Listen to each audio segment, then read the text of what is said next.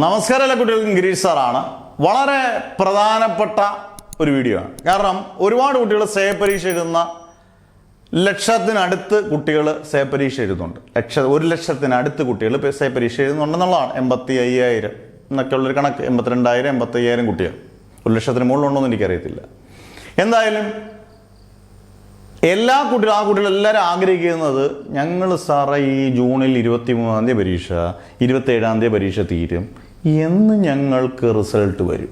ഇതൊരു ചോദ്യമാണ്. നമ്മളൊരു അധ്യാപകനാണ്, ഹയർ സെക്കൻഡറിയിലും കോളേജിലും ഒക്കെ വർക്ക് ചെയ്ത ഒരു അധ്യാപകനാണ്. നമുക്ക് അധ്യാപക സമൂഹമുണ്ട്, അവർക്കിടയിൽ നമുക്ക് കൃത്യമായിട്ട് അറിയാൻ പറ്റും. അതുകൊണ്ട് ആ രീതിയിൽ വെച്ച് പറയുകയാണ്, ജൂൺ 23-ാം തീയതി പരീക്ഷ നടക്കുകയാണെങ്കിൽ എല്ലാ വിഷയങ്ങളിലും ജൂൺ 27-ാം തീയതി പരീക്ഷ തീരും. ഇതിനകത്ത് വലിയ വ്യത്യാസങ്ങളൊന്നും വരാൻ പോകുന്നില്ല.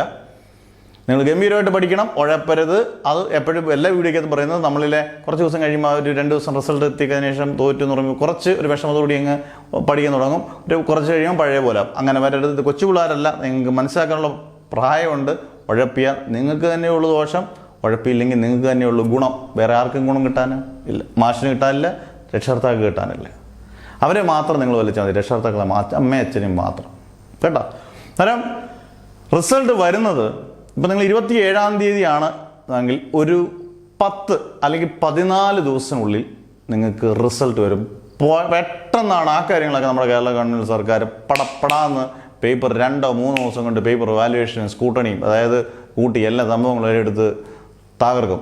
10 ദിവസത്തിനുള്ളിൽ നിങ്ങൾക്ക് റിസൾട്ട് വരും. അടുത്ത ദിവസം നിങ്ങൾക്ക് പ്രിൻ്റഡ് ആയിട്ട് കോപ്പി, സർട്ടിഫിക്കറ്റ് അല്ലെങ്കിൽ സ്കൂളിൽ നിന്ന് എല്ലാം കിട്ടുന്ന പ്രോസസ്സ് കഴിയും. കാരണം മാക്സിമം 10 ദിവസം അതിനുള്ളിൽ നിങ്ങൾക്ക് റിസൾട്ട് കിട്ടും.